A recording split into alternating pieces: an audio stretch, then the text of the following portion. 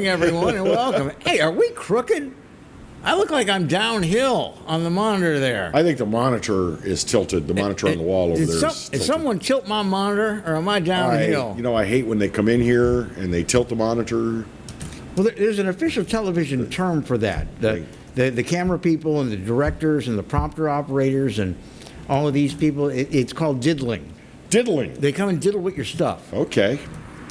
That had a whole different meaning when I was coming up, kids. Well, we didn't talk about that sort of thing on television. You don't diddle on television. Governor John Bell Edwards says COVID-19 more present in Louisiana than ever before. And well, we're it's true. Number one. Hey, we're number one. It's true the number of cases of COVID-19 is rising. Also, the number of people being tested for COVID-19 is rising.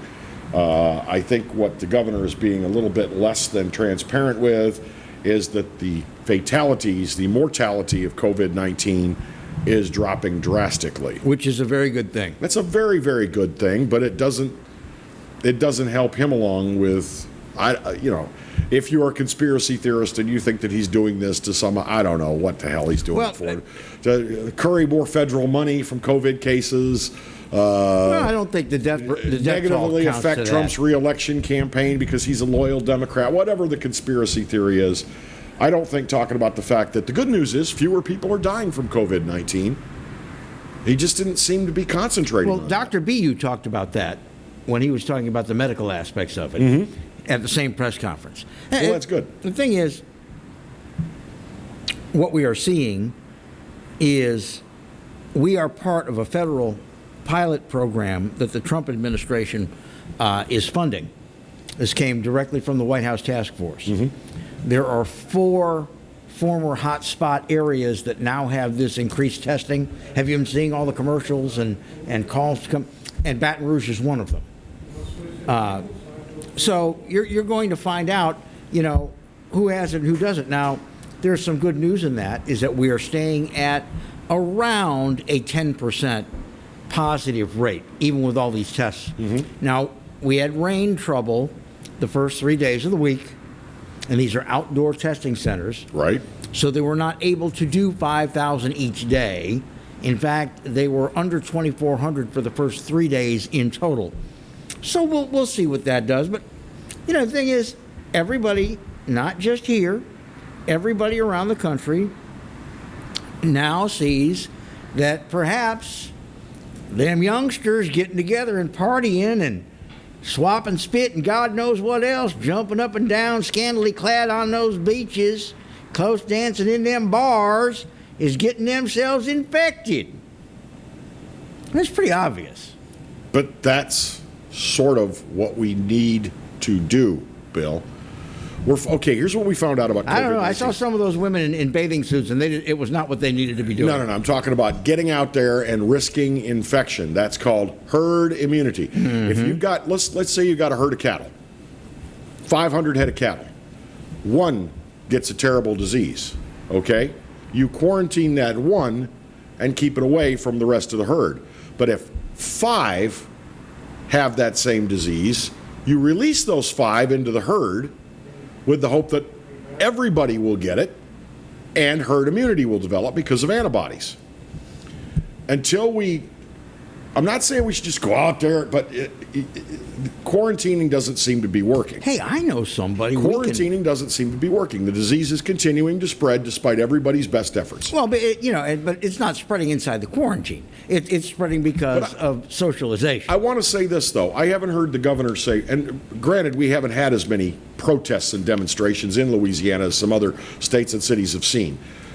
But I think it's very disingenuous to bring up people partying at Tigerland and going to the beach and blah, blah, blah, blah, blah, and having block parties, and not mention the people that are gathered, the Antifas and the BLMs that have gathered to, protest and in some cases loot and burn and do terrible things.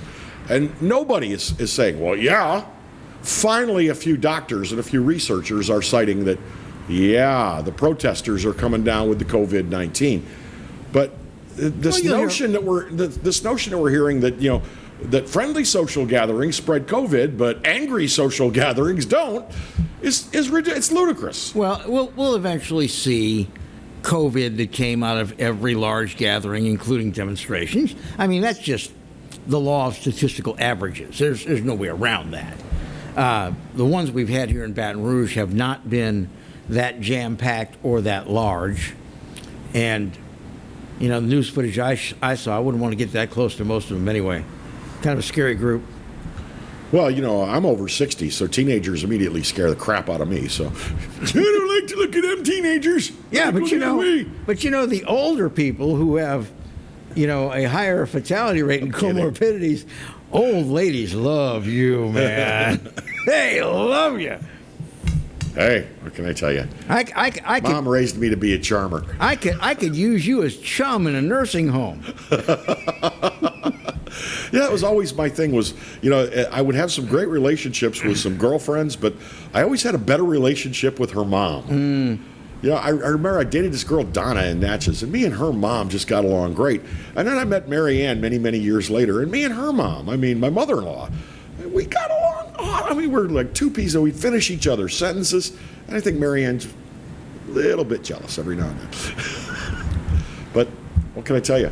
Well, you know, Kevin Gallagher is a friend to the elderly woman. we're going to go take a brief break now, and I'm going to go wash my hands, my ears, my eyes, and my face. I'll be right back. You brought it up. Exiles coming right back.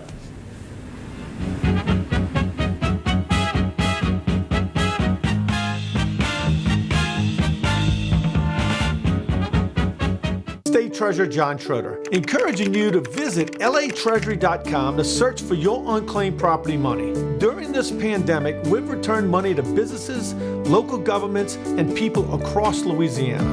New Orleans Habitat for Humanity found unclaimed property with the Louisiana Treasury. Audubon Nature Institute has unclaimed property. I found unclaimed property with the Louisiana Department of Treasury. We still have over $800 million.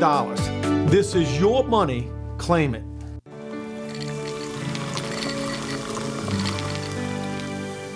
No one can stop me when I taste the feeling. Nothing could ever bring me down. Nothing could ever bring me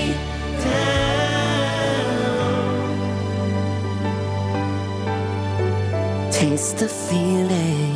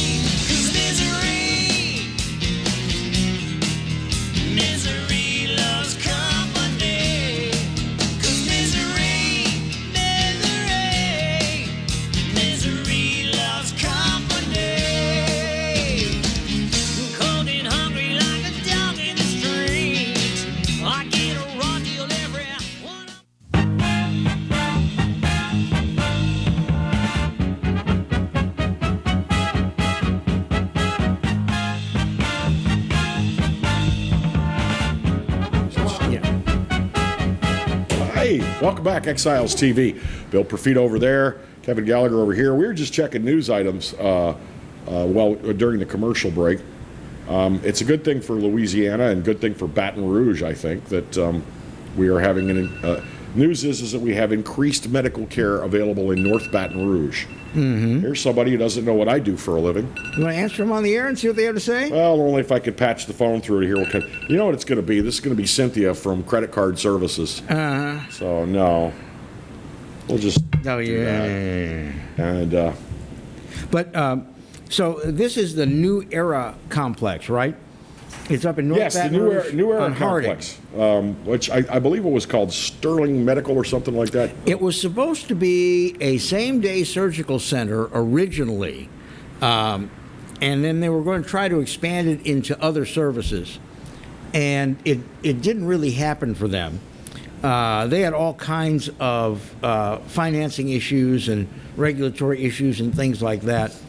I toured the facility when it first opened as Yeah, I remember as you were Sterling. up there. Yeah, and it's a nice facility, but again, one of the things is that yes, you need more immediate attention, medical care in that part of this city. But is there any guarantee that is what this is going to be? Well, this certainly is not, it doesn't look to me like it's going to be emergency care, but we did recently reopen the emergency room at Baton Rouge General Well, and you on have- Florida, which is considered in North Baton Rouge. Well, and so you have the LSU Arley Lake full you service have a emergency room. freestanding emergency room up there in North as well, Baton Rouge yeah. as well. But this is just being touted as more access to medical care if you're in the northern part of East Baton Rouge Parish, which, as long as it's legit, it can only be a good thing, right? Well, the building is sitting empty right now. It's in that office complex called Howell Place. yeah, I know it well. The thing you can see most prominently from the road is the Hilton Garden Inn Hotel. I'm scanning the news. I'm looking for outrageous crap, like we had the lady with the gun the other day, but Can we talk about how many people are killing themselves on the road in the last week or two? oh yeah. We are And is really racking up a body count. Is there anything behind that? I mean, you said killing themselves. Well, I mean, they're you having. don't mean in the sense of suicide, do you? No. I mean, but a couple of these have been single car accidents. And it's. I hate to say this, but I think a lot of people let their driving skills kind of winnow away a little bit when we were all locked down. Oh, my friend, during the height of the lockdown, of course, you and I never had the luxury of not getting out during the lockdown. We always had places to go. But my goodness, Bill, I would be like, say, driving downtown. That was my destination. And I'd be coming across Interstate 10, Interstate 12, doing 60, 62 miles an hour, which is technically speeding along that stretch because I think 60 is the limit. Yeah. People passing me at 85, 90 miles an hour. I'm talking in city parish limits, in the busier parts of the interstate, people driving like lunatics. And Yeah. it was at all hours of the day and night. But I think in these single vehicle accidents too, there's probably quite a bit of alcohol involved. Well, here's one of them. This is a Baton Rouge man, but he was killed in St. Francisville early this morning. A fellow named Jimmy Blunt, 47 years old. He was on Airline Highway in a pickup truck, brand new one. As it says in the story, for reasons still under investigation, his truck ran off the roadway to the right and hit an embankment before overturning. He was wearing a seatbelt. Now it says, at the time of the crash, he sustained fatal injuries and was pronounced deceased on the scene. Now that tells me you either For your folks at Channel 2, he was pronounced dead at the scene. Someone is deceased yeah, you're not when they are pronounced dead. deceased. But you get pronounced dead, you don't get pronounced deceased. English. It's a great language. You should learn it. Now, in all these kinds of cases, especially single vehicle accidents, it's standard procedure to do a blood toxicology to determine if the decedent, that is the right word, Yes. if the decedent was impaired at the time of the accident. So they'll find out if, I think a lot of these cases, you get people, they fall asleep at the wheel, whether they're exhausted or they've had a little too much to drink.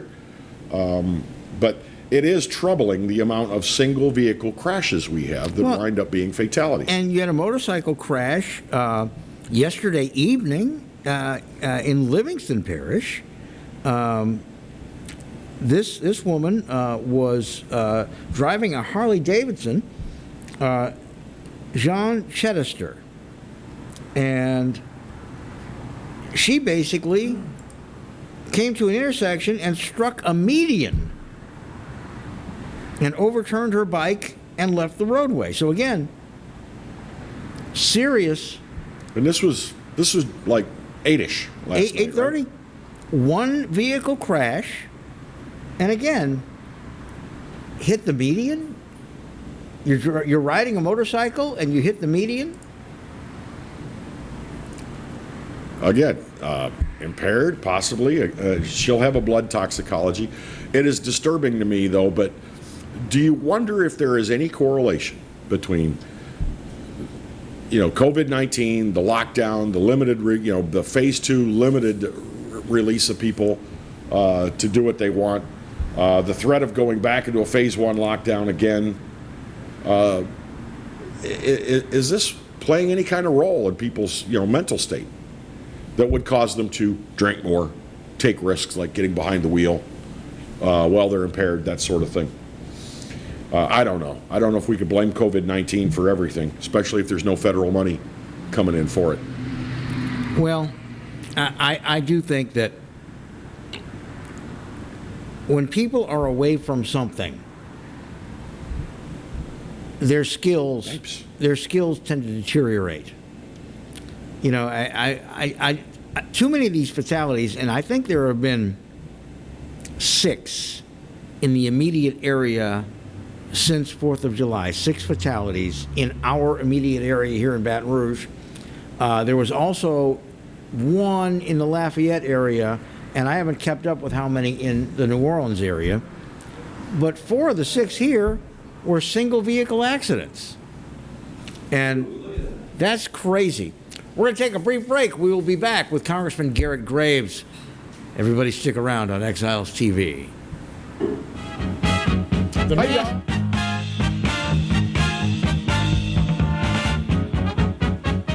Hi, I'm Bobby Yarborough with Manda Fine Meats. Here at Manda, we know what the folks of South Louisiana love. They love great flavored smoked sausage, delicious deli meats, and specialty items like boudin and andouille sausage. Manda Fine Meats has been providing these products since 1947. We produce them right here in Baton Rouge, so you know you're always getting the freshest product at your local grocery store. Manda Fine Meats. Taste the fresh local flavor in everything we make.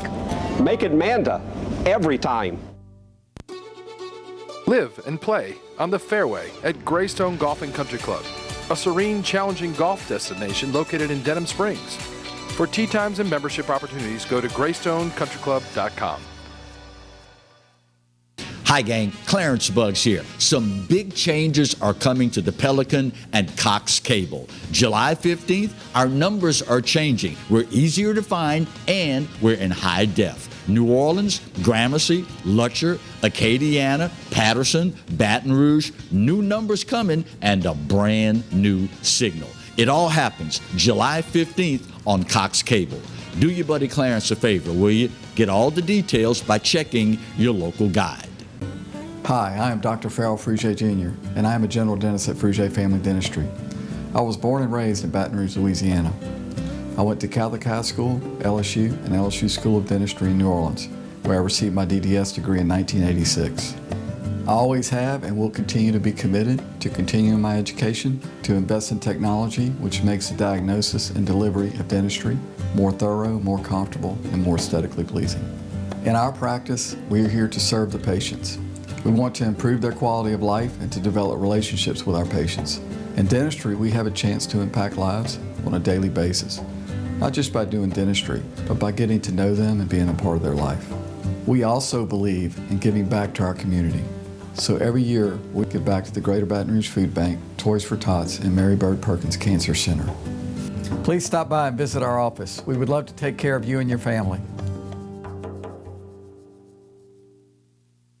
For Total Home Pest Control, who are you going to call? Call the Bug Man, 923-BUGS.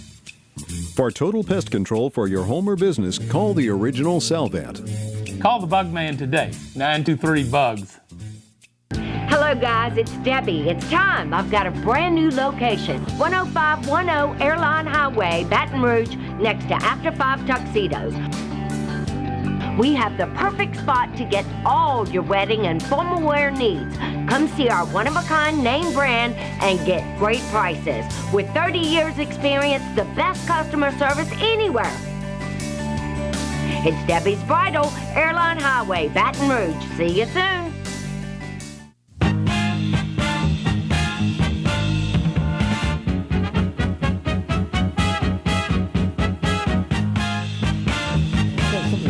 And we're back.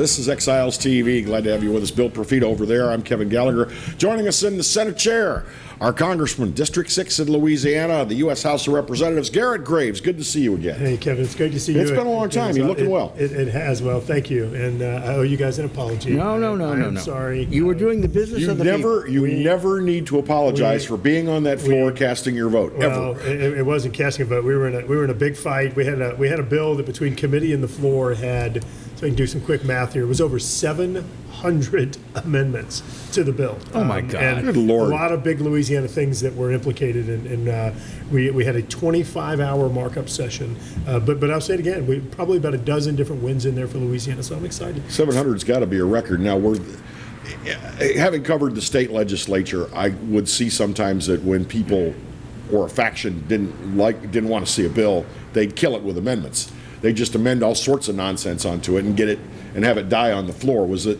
in your opinion, the same kind of a thing? No, what happened? So this was a transportation bill, which, my goodness, we could spend $1 trillion in transportation needs among the three of us, probably. Certainly. Oh, yeah, right? absolutely. And so there was a lot of interest in the bill. And what had happened, partially because of COVID and to a large degree because of the way the House is being run right now, trying to do everything remotely, you effectively had one member of the 435 House members that wrote a bill, and the bill didn't address a lot of the priorities of the remaining members. So as the bill came through committee, there were 330 amendments that were proposed there. When the bill went to the House floor, they added an additional 1,300 pages of text to the bill, and there were 389 amendments filed then. Good I mean, Lord. it was not the way to legislate. And then, believe it or not, with 389 amendments, the way that they structured the debate, they only allowed us to vote about 5 times. I mean, it's just, you talk about your democracy being undermined or hijacked. That's what we saw. I mean, it's why the way that the House is being run right now is really inappropriate. If you can tell grocery store clerks and hardware store employees and others that they're essential and they have to go to work, yet members of Congress are effectively non-essential, and we're doing these things that are undermining democracy, it's just wrong. Well, speaking of that, every member of the House of Representatives has to stand for either election or re-election this fall. What's the smart money saying? Is the makeup of the House going to change? Bill, I think particularly in a presidential year, things are especially volatile. I think between now and November, you're likely going to see polls that show that Democrats will take over the Senate and take over the White House. You will see polls that say Republicans are going to take over the House, maintain the Senate, the president's going to get reelected, and I think it's all going to be about that timing in November. We have no doubt that each side is going to have their bag of political tricks that'll be coming out. But here's what it comes down to for me. Look, putting emotion and personality aside, going into an election, if I were a Democrat and had the performance metrics and the statistics that I had to kind of defend my record, or if I had the statistics or the record of the president and the Republicans, all day long, I would choose to have the statistics and the performance of the Republicans to go out on that debate stage, to go defend, to go talk about how we're going to move forward in the future and build upon those successes. And so if we can stay fact-based and not all get caught up in emotion and in personality, I think that Republicans should have a strong showing in November. And as we used to say, good luck with that, because far too many people, I mean, I don't mean to insult your acumen here, and I don't, but you're exactly you right. probably get 10,000 votes because you're a nice-looking younger man, and women are saying, "I'm voting for that Garrett Graves because he's nice to look at." Well, look, you got to take them however you can get them. But seriously, you have hit on something that's very accurate. That elections, I think, increasingly become less about fact, merit, about performance, and actual what have you done to better represent me or to improve the area that we represent. And it ends up being based upon these things that in many cases, as we've seen in recent elections, are completely fabricated. They aren't even true. And so I do hope that this election, that the electorate, that the voters can see through some of the fantasy and some of the facade and focus instead on facts. There have been criticisms by some, very visible conservatives, sometimes in the entertainment industry, sometimes in business, that they want to know, where is the GOP? And as one person said in a tweet yesterday, they're hiding under their desks. Well, the liberals and the left are like running rampant with America and tearing it down. And so they're asking, where is the GOP? Where are the voices of reason? Where are the people that are going to speak up against the anarchy we're seeing in the streets? Well, and I've certainly heard that as well. But Kevin, I think that a lot of us have been talking about a much more rational approach moving forward and criticizing the hijacking of the protests, the arson. I mean, right here in Louisiana alone, having over $800,000 in damage as a result of arson just from 3 people. The fact that I think people that are not there for the otherwise peaceful and constructive protests, but are there to wreak havoc and to cause violence. And so we have been very clear on our criticism there, but I think part of it goes back to the narrative that some members of the media want to spin, and the things that some people are saying, like myself, aren't consistent with that narrative. Well, I do think we're going to come in November, and we're going to come in some areas to the time of the competent, reasonable man or woman, as opposed to the one who yells the loudest or can whip up a crowd the best. I do think we are starting to take a good, long, hard look at that. The question is where people are vacating seats. Like, I've always thought Congressman Abraham was a good, competent, reasonable man. He is. And he's fantastic. walking away. Yeah. I'm a little worried about what might follow him in. Well, look, you're a few things. One, y'all have been doing this long enough to know that in jobs like this, and the time you spent talking to Ralph Abraham, the time that you've spent talking to our senators, me, it takes way too much work, way too much effort to simply do what's right. And you have to fight way too much perception, way too much political posturing. And so, look, Ralph Abraham, when he ran his first time, he said he was gonna run, and he would be in that job for 5 or 6 years, and he was out. So he's fulfilling a commitment that he made. You also keep in mind he did run a pretty intense gubernatorial campaign. Yeah. But losing Ralph Abraham is a huge loss to the state of Louisiana. He is a good man. He has got a great heart, good family. He doesn't need this job. He's not trying to make his next buck. He's doing it because he believes in Louisiana. He believes in America, and he's got a lot of experience to offer. And so it is a loss. There are a few good people that are in that race, and I'm confident that we can have good representation up in that area. But without question, it is not going to be the void filled by Ralph Abraham for a number of years. Let's talk a little bit about something that I know you are very, very tuned into: transportation. The transportation bill that you were just talking about. How are we sitting coming out of COVID for both air transportation in Louisiana, for our port transportation, and for our highways? How are we sitting in terms of what the federal government, what the Congress is looking at for us? Well, aviation in general has taken a huge hit. I mean, the TSA in their entire history hit the lowest number of security screenings ever. They had less than 100,000 passengers in one day, which in their history, lowest number they had ever had. We've seen bookings drop by 95% in some instances. Wow. We've seen bankruptcies by some of the small airlines. And so, look, this is a profound impact on aviation.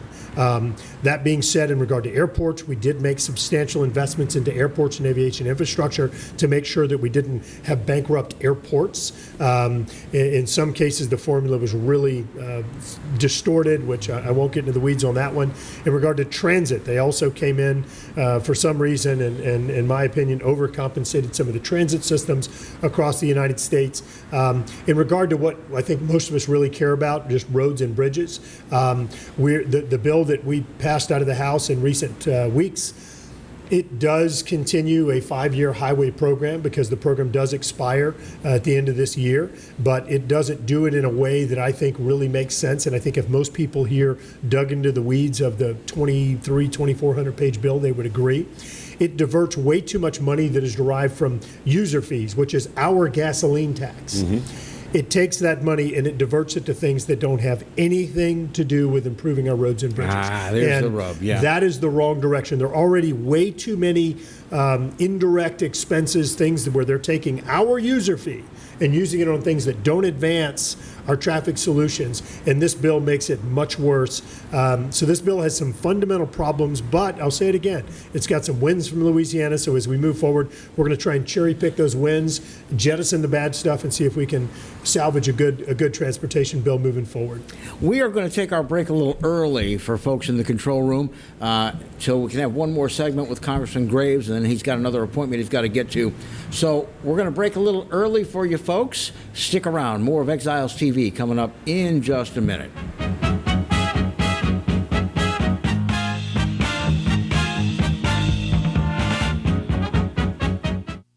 That's right, the Clarence Buggs Show is back, along with the Exiles, Bill Profita and Kevin Gallagher. We've put the band back together, South Louisiana's talk team, and it's only on the Pelican. 10 a.m. till 12 noon, right here on the Pelican.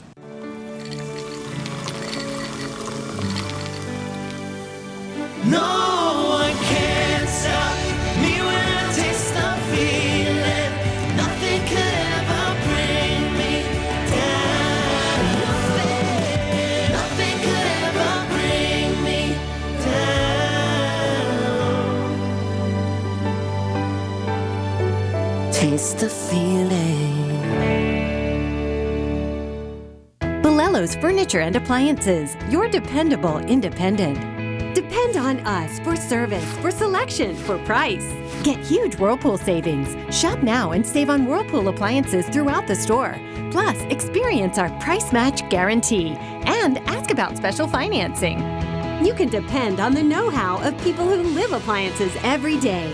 Balello's Furniture and Appliances, your dependable independent with nationwide buying power. Hi, I'm Bobby Yarborough with Manda Fine Meats. Here at Manda, we know what the folks of South Louisiana love. They love great flavored smoked sausage, delicious deli meats, and specialty items like boudin and andouille sausage. Manda Fine Meats has been providing these products since 1947. We produce them right here in Baton Rouge, so you know you're always getting the freshest product at your local grocery store. Manda Fine Meats. Taste the fresh local flavor in everything we make. Make it Manda every time. Hello guys, it's Debbie. It's time. I've got a brand new location. 10510 Airline Highway, Baton Rouge, next to After 5 Tuxedos. We have the perfect spot to get all your wedding and formal wear needs. Come see our one-of-a-kind name brand and get great prices. With 30 years experience, the best customer service anywhere. It's Debbie's Bridal, Airline Highway, Baton Rouge. See you soon. Exiles from what you ask? Exiled from the radio. But now, we're on your television. I'm Bill Profita, he's Kevin Gallagher, and they kicked us to the curb. But we're back. We are back with Exiles Television on the Pelican Broadcasting Network. We're going to bring you the newsmakers. We're also going to take your calls and give you great information. It's going to be the best damn radio show on television. Look for it on your cable system or download the app, PelicanSportsTV.com. I owed the IRS $10,000. The IRS garnished my wages. They put a lien on my house. I'm self-employed and didn't report all my income. They claim I owe a lot more than I do. The IRS is the most powerful collection agency in the world. They do not give up until you pay. I couldn't sleep. We were being audited. I called Tax Solutions Now, and a great big weight was lifted off my shoulders. I called Tax Solutions Now, and they got the IRS off my back. Tax Solutions Now had my wage garnishment lifted in 48 hours. Tax Solutions Now can get you help. Our agents know the rules, can stop the pain, and get you the best deal. Tax Solutions Now saved my business. I qualified for the Fresh Start program. I paid less than I owed. We connect you with a team of former IRS agents and tax professionals who get the IRS off your back. Time is running out. Call Tax Solutions now. Call 800-778-4345. 800-778-4345.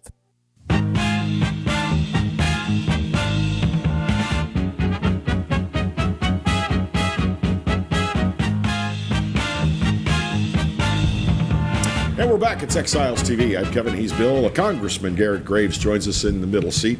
Mr. Graves, on Monday here in the capital city, we had another one of those thunderstorms that got everybody scared. We had street flooding. We had an incident where a woman was afraid that a wake kicked up on her street was going to force water into her house, and guns were drawn. It brings back the old argument of drainage, which I know you have spent a lot of your time and energy trying to help your district get better drainage. Yeah. Where are we on that? Well, good news is that there is more money in the bank right now to address drainage problems than we have ever had before. East Baton Rouge Parish specifically has $112 million for mitigating hazards like floods. Livingston Parish has $68 million. Ascension Parish has $32 million. In addition to that, there's a separate $50 million pot for Livingston Parish. In addition to that, there's $255 million for a project in Baton Rouge that addresses Ward Creek, Jones Creek, Bayou Fountain, and then Beaver and Blackwater Bayou in the northern part of the parish. Mm-hmm. The Co-Meet project that we've all heard about for decades now, it is under construction as we speak, and that's going to be about $392 million. It is going to be digging a new canal that is going to divert water from the Co-Meet River and pulling it over to the Mississippi River, which very quickly for our region, most people don't appreciate.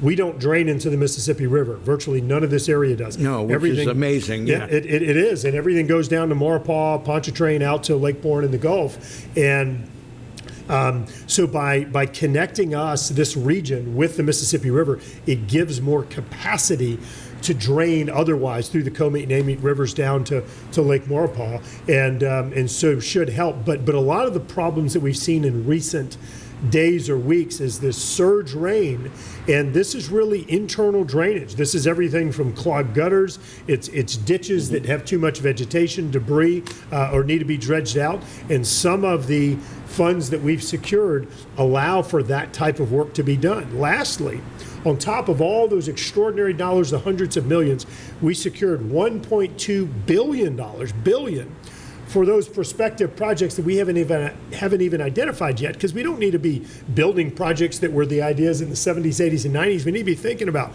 what's right for the 20s, 30s, and 40s. I agree with that. Speaking of what's right going on right now, we see COVID surging up again all over the country. A lot of companies are not calling their employees back to work. Even though the unemployment numbers dipped a little bit 2 weeks ago, now they've leveled off and they're probably going to rise again. And people want to know is if we have an extended period of partial employment or unemployment, is there any appetite for bolstering the unemployment checks on the federal level like they did the first time around? Yeah. So this is kind of a double-edged sword, and I think it's a mistake to look solely at unemployment insurance as the solution on this. And let me explain. So first, the majority of people that are receiving unemployment assistance under this enhanced program that's out there today, the majority of people are making more money by not working than they were making when they were working. I mean, just let that settle for just a minute. So you've got to keep in mind that's not the only tool in the tool chest in terms of providing a lifeline or solution to those families or individuals that need help. The Paycheck Protection Program allowed people to continue getting paid through their employer, even though the business might have been shut down or otherwise economically depressed. We provided for employee retention tax credits. We provided stimulus payments. So there are a number of other tools or mechanisms where you can get resources to people that need it. What needs to happen moving forward? We can't allow people to profit from not working. We can't continue to pay people for not working for months when there's so many things that need to be done. We need to be paying people to work, to actually produce goods, services, or advance a public interest, like maybe build a road for Louisiana. And we also need to make sure that in this next phase, we only target the people that truly need it and not cut stimulus checks to people that didn't experience economic injury, didn't lose their jobs. We need to focus on the people that have the greatest need. We seem to be in a phase right now where a large number of our, especially younger voters in the country, they want like a guaranteed public income, and they seem to want to be paid for doing nothing. How do you fight that kind of an attitude where there's no incentive? Kevin, it's really important to make sure that we're listening to young people, to make sure that we're listening to everyone, because that's how our constitutional republic works. However, I think that there are some people that don't necessarily have, they're not encumbered by experience. That was nicely worded, sir. But I mean, think about this. You look at the demographic that was really attracted to like a Bernie Sanders who was out there saying, I'm going to forgive your student loan debts. I'm going to provide you free health care. You can have a free car and meals. I mean, all that, when you're just out of college and you've got $100,000 in student loans and you're sitting there saying, how am I going to get a vehicle and how am I going to get a place to live? And somebody's That all offering, sounds great. It does sound great. But then when you start thinking about it a little bit more, you realize, well, wait a minute. Who's going to pay for this and how is it going to be paid for? And wait a minute, you're saying you're going to cover my student loan debts now, but then in 10 years you're going to triple my income taxes? Well, whoa, hold on. Wait a minute. And so folks have got to realize that at some point there's going to be an accountability mechanism here where you're going to have to actually cover these costs or the United States is going under. And so I think what's just really important is that we educate people. And here's a fact that or statistic that we've used often. Basically, for every dollar we're spending today, we're asking our children and grandchildren to pay $5. Yep. And so, do we need to offer a lifeline to people that are impacted? Absolutely. But every dollar that we appropriate, we need to view through that lens. Is this worth asking my child or grandchild to pay $5? Well, yesterday, Boris Johnson, apparently with the support of the Lord of the Exchequer, announced $21.4 billion United States, which would be, I guess, about 17 billion pounds, that is going to go into their second stimulus program there. Now, their economy was a lot more fragile than ours was before all this started. Yeah. You know, and how are there implications for other members of the free world banking system when this starts to ripple down in other economies? Yep. And one thing that we do have to keep in mind, this is not like some of the previous economic challenges we've experienced in the United States that may be somewhat unique to us or maybe more difficult here. This is global. And so we do have to keep in mind that this is a global economic recession that we're seeing right now. And we also all have to keep in mind that it is not the government's job to come back in and make everyone whole. That's not the role of government.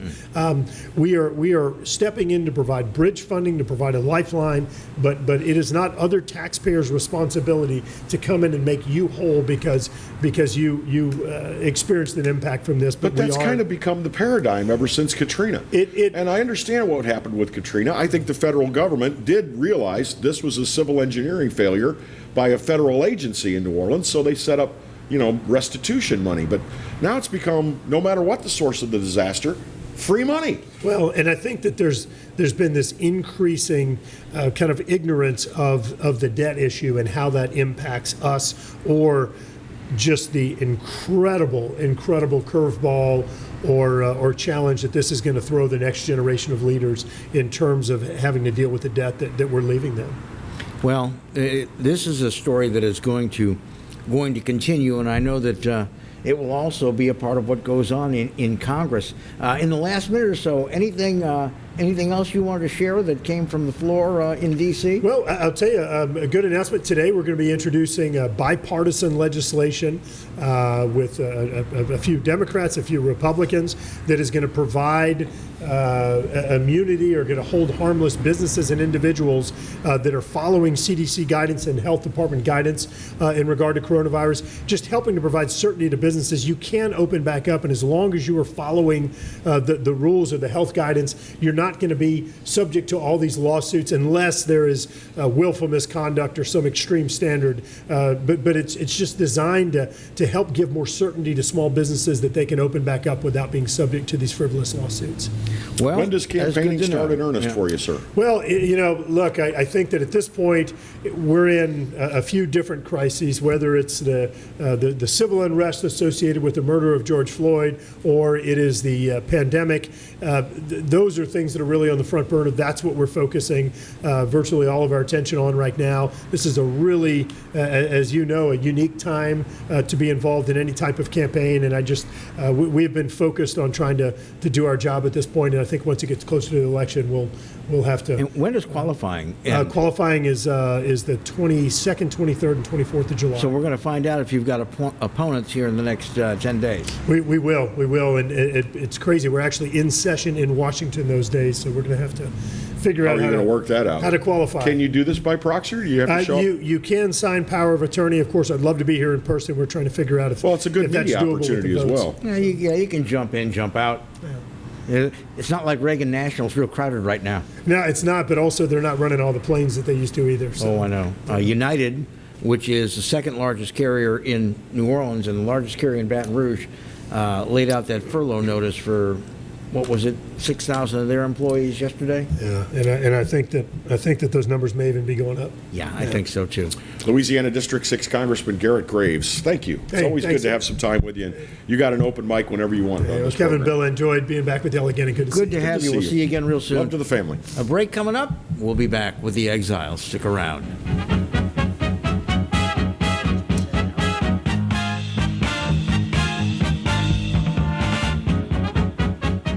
For Total Home Pest Control, who are you going to call?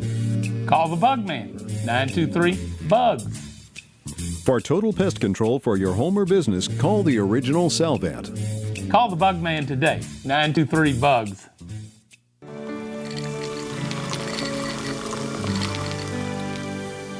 No one can stop me when I taste the feeling. Nothing could ever bring me down.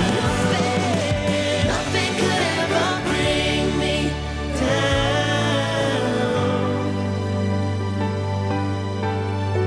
Taste the feeling.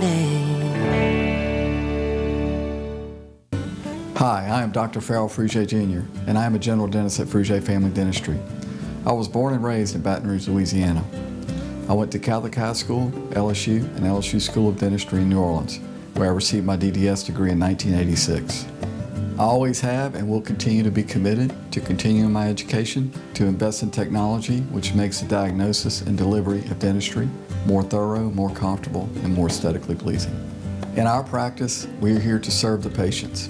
We want to improve their quality of life and to develop relationships with our patients. In dentistry, we have a chance to impact lives on a daily basis, not just by doing dentistry, but by getting to know them and being a part of their life. We also believe in giving back to our community. So every year, we give back to the Greater Baton Rouge Food Bank, Toys for Tots, and Mary Bird Perkins Cancer Center. Please stop by and visit our office. We would love to take care of you and your family.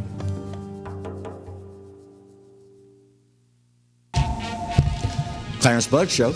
Yeah, I'm back on the air. That's right, 10 a.m. until 12 noon, Monday and Wednesday, and we replay it Monday and Wednesday nights, 10 p.m. to midnight. Check us out online. You can watch it live at PelicanSportsTV.com, or better yet, why don't you just download the Pelican Broadcasting app? That way you can take it with you anywhere you go. That's right, the Clarence Bud Show. Tell you what, oh, wait, gotta run, gotta go, bye. From appetizers, pasta dishes, and entrees, La Contea takes pride in preparing all the Italian cuisine we know you love. Enjoy live music every Thursday through Saturday from 6 to 9, happy hour weekdays from 3 to 6, and brunch on Sundays from 11 to 2, as well as dinner portion-sized lunch specials for under $10. Visit our website to view our menu and book a party or meeting in our large banquet room. Once you try La Contea, your Italian dining will change forever.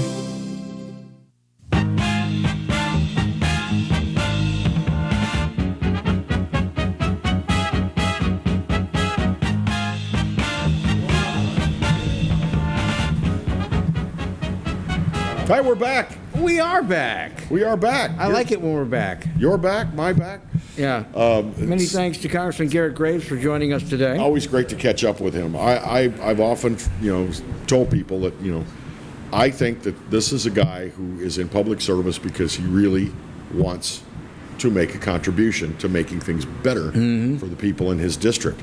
And I think that's true of a lot of our congressional delegation.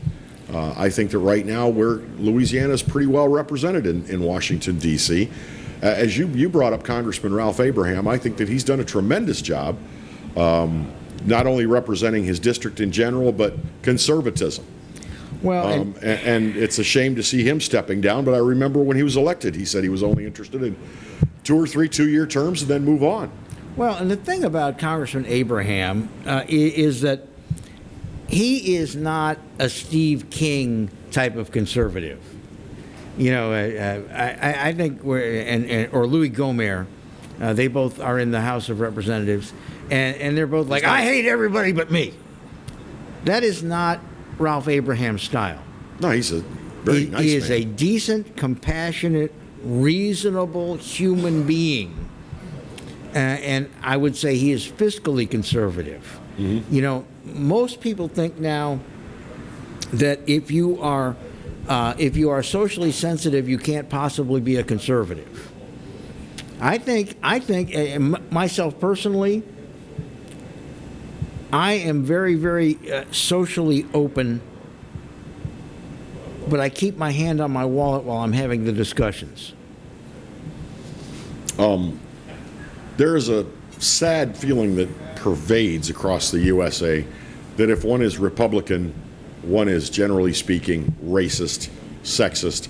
All these ists and isms that are bad things are heaped upon the Republicans. And then if you try to counter that, by the way, I'm not a registered Republican. I don't know if I say this a lot, I guess. But he is AKC registered for that beautiful I hair. am. I'm AKC registered. I've got papers. Yeah. But there are a lot of presumptions of Republicans as being bad people and people who don't like minorities and people. And what Republicans are really all about is fiscal conservatism. In other words, let's not try to spend money we don't have. And they also just have a simple idea that people should be responsible for the consequences of their actions and that you shouldn't be free to act irresponsibly, that there should be some controls when people act irresponsibly.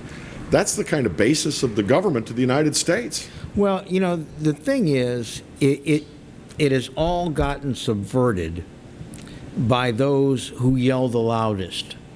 And that, if you think about it, is harmful to the process. It's harmful to the psyche of the various political belief systems. We were talking about, during a break, we were talking about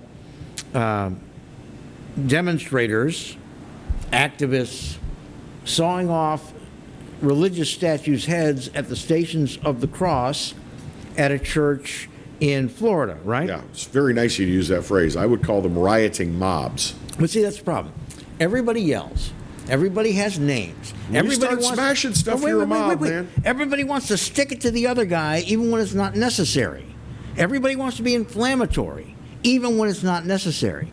But what happens is Democrats get defined by the screaming, let's give everybody everything and you pay for it, liberal. Mm-hmm. The Republicans get defined by Louis Gohmert from Texas. I hate everybody, doesn't look like me.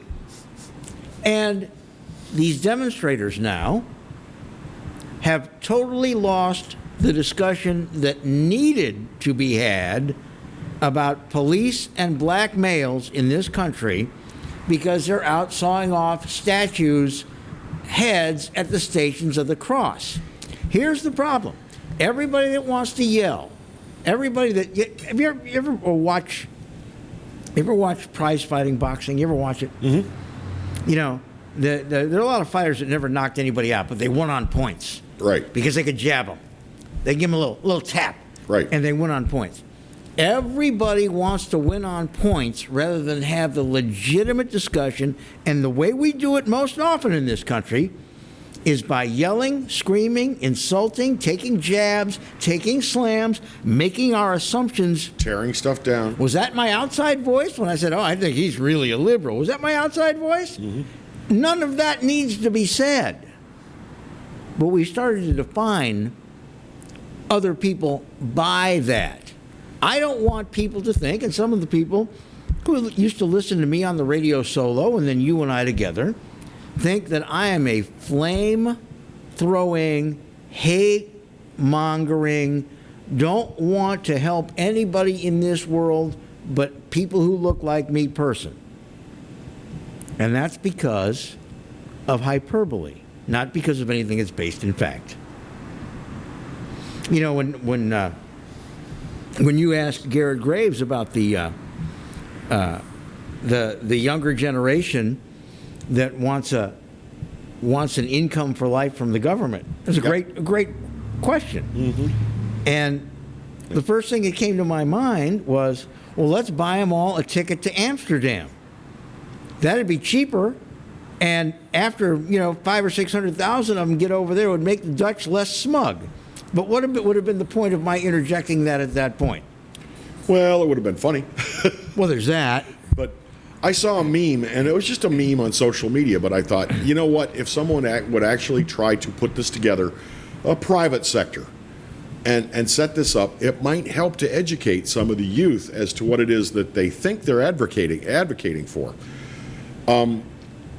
Take some of these young folks, and some of them aren't so young. I mean, they're 30 and 40 something, but yeah.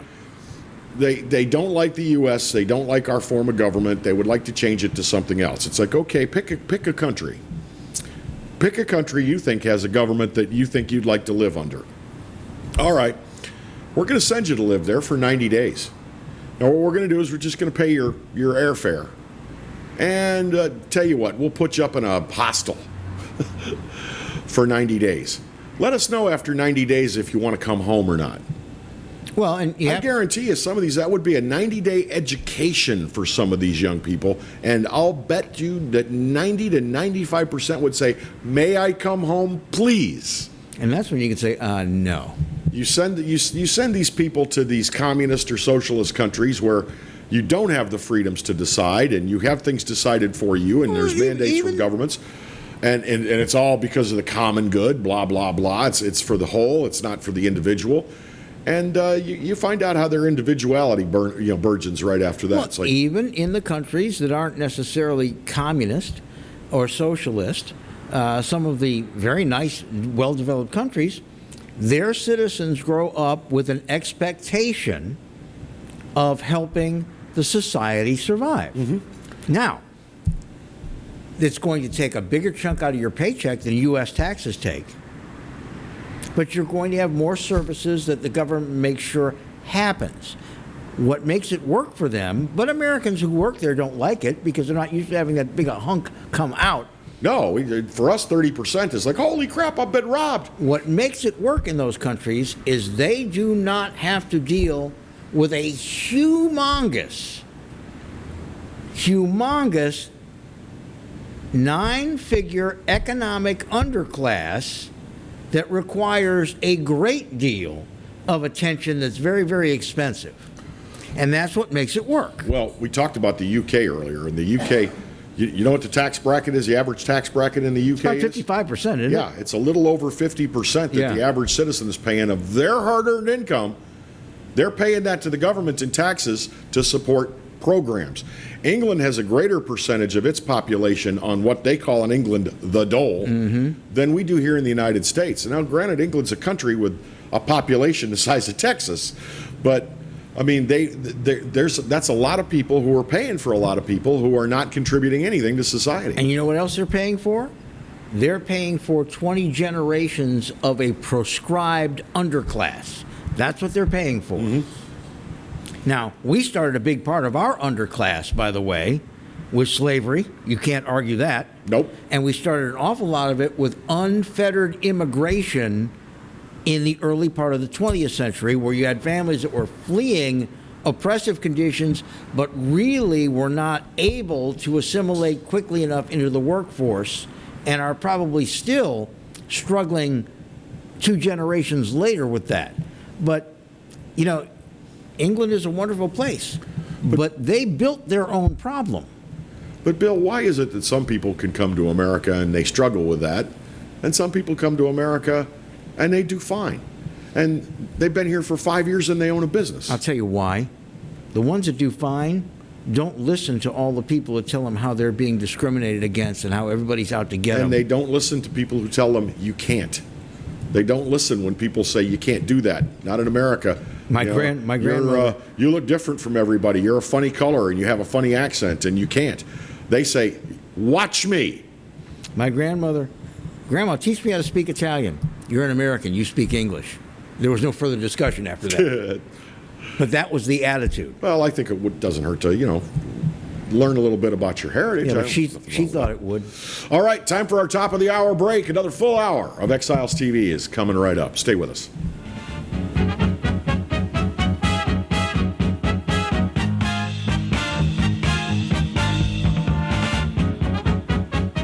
Belello's Furniture and Appliances, your dependable independent. Depend on us for service, for selection, for price. Get huge Whirlpool savings. Shop now and save on Whirlpool appliances throughout the store.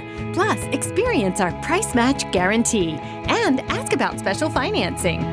You can depend on the know-how of people who live appliances every day. Belello's Furniture and Appliances, your dependable independent with nationwide buying power. Hi gang, Clarence Bugs here. Cox Cable is upgrading the signal from the Pelican, but to catch us, you're going to have to tune in now to a new number. Acadiana, New Orleans, Baton Rouge, Gramercy, Lutcher. Check your guide for details. From appetizers, pasta dishes, and entrees, La Contea takes pride in preparing all the Italian cuisine we know you love. Enjoy live music every Thursday through Saturday from 6 to 9, happy hour weekdays from 3 to 6, and brunch on Sundays from 11 to 2, as well as dinner portion-sized lunch specials for under $10. Visit our website to view our menu and book a party or meeting in our large banquet room. Once you try La Contea, your Italian dining will change forever. Exiles from what, you ask? Exiled from the radio. But now, we're on your television. I'm Bill Profita, he's Kevin Gallagher, and they kicked us to the curb. But we're back. We are back with Exiles Television on the Pelican Broadcasting Network. We're going to bring you the newsmakers. We're also going to take your calls and give you great information. It's going to be the best damn radio show on television. Look for it on your cable system or download the app, PelicanSportsTV.com. Hello, guys. It's Debbie. It's time. I've got a brand new location. 10510 Airline Highway, Baton Rouge, next to After 5 Tuxedos. We have the perfect spot to get all your wedding and formal wear needs. Come see our one-of-a-kind name brand and get great prices. With 30 years experience, the best customer service anywhere. It's Debbie's Bridal, Airline Highway, Baton Rouge. See you soon.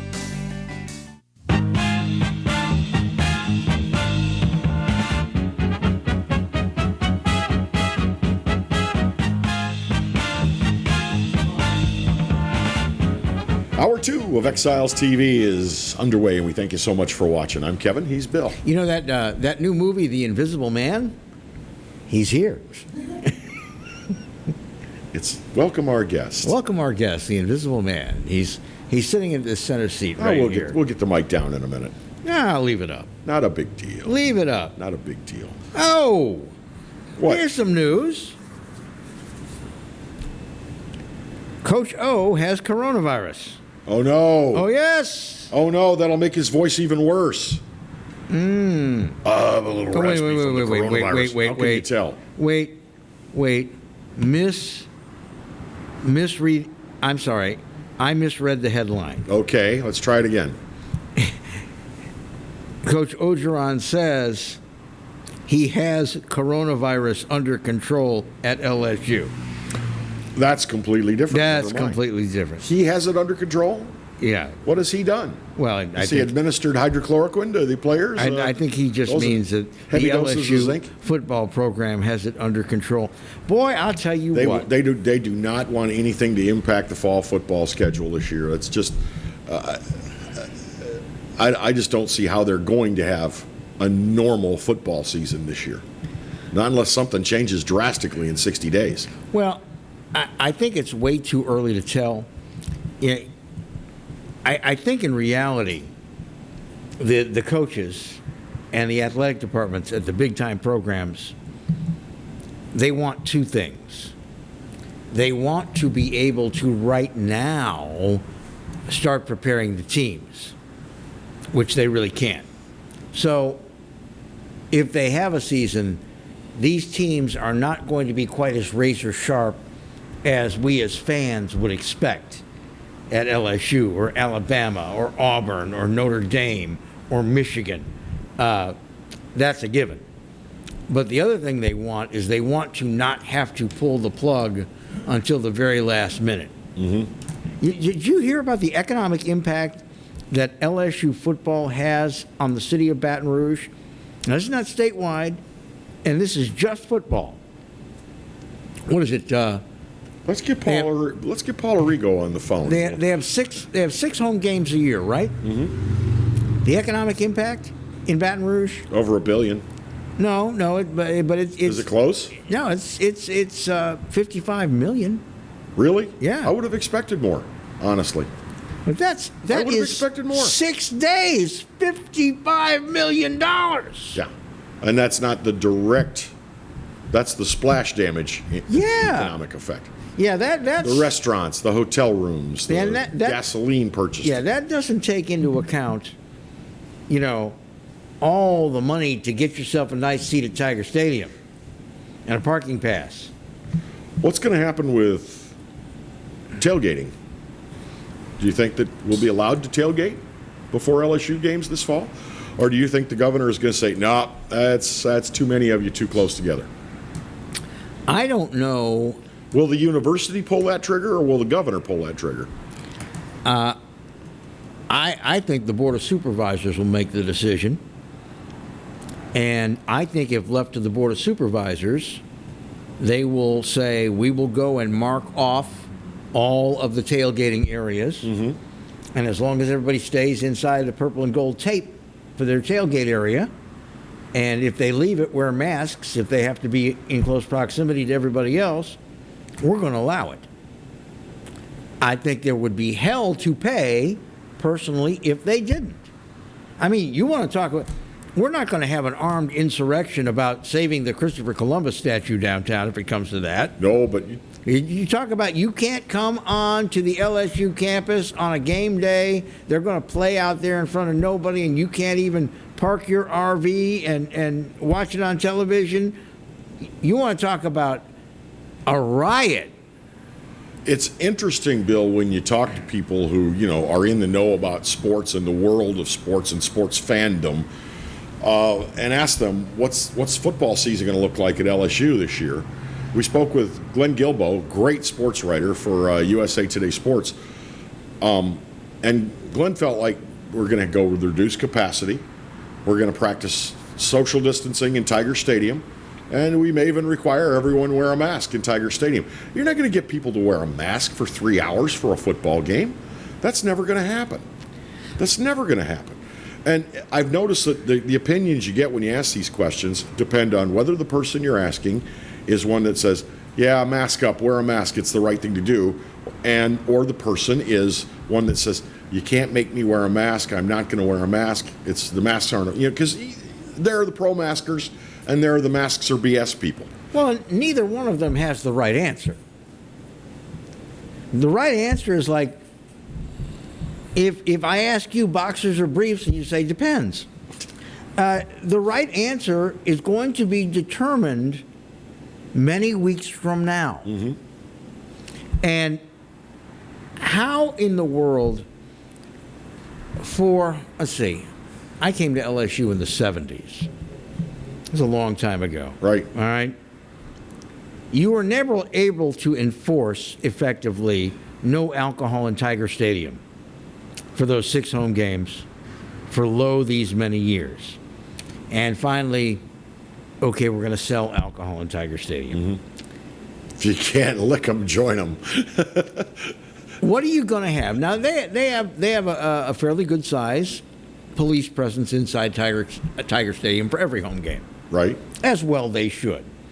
Because they also respond to a lot of medical emergencies, which they have with alarming frequency at LSU games. Plus they got a lot of stupid drunks in there on any given even before Saturday. They had a lot of stupid drunks. Mm-hmm. You're going to have to triple. Are you going to have to triple your police resources so you can write mask tickets or escort somebody out? It seems like the easiest thing to do from a public health standpoint, if you don't feel it's safe for people to go to the football games, is delay the season or call it off or something. Maybe LSU could shave all their non-conference games off of their schedule. Their rent-a-wins? Yeah. I don't know.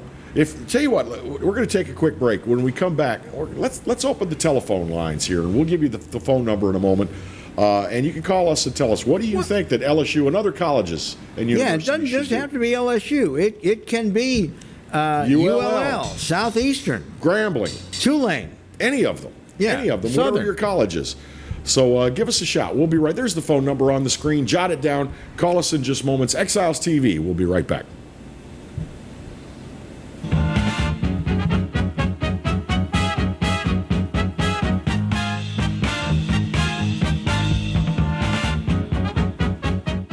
Hello, guys. It's Debbie. It's time. I've got a brand new location. 10510 Airline Highway, Baton Rouge, next to After 5 Tuxedos. We have the perfect spot to get all your wedding and formal wear needs. Come see our one-of-a-kind name brand and get great prices. With 30 years experience, the best customer service anywhere. It's Debbie's Bridal, Airline Highway, Baton Rouge. See you soon.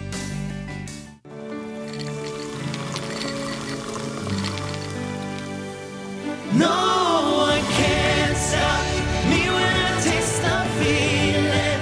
Nothing could ever bring me down. Nothing could ever bring me down. Taste the feeling.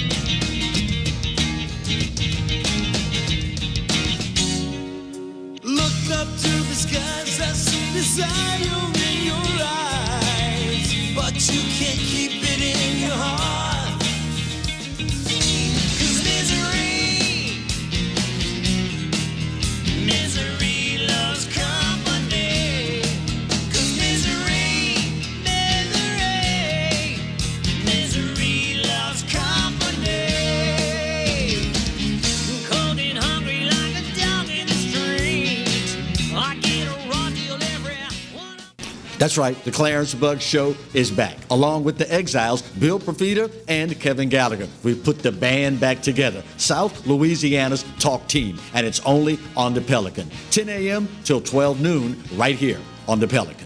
Hi, I'm Bobby Yarborough with Manda Fine Meats. Here at Manda, we know what the folks of South Louisiana love. They love great flavored smoked sausage, delicious deli meats, and specialty items like boudin and andouille sausage. Manda Fine Meats has been providing these products since 1947. We produce them right here in Baton Rouge, so you know you're always getting the freshest product at your local grocery store. Manda Fine Meats. Taste the fresh local flavor in everything we make. Make it Manda every time.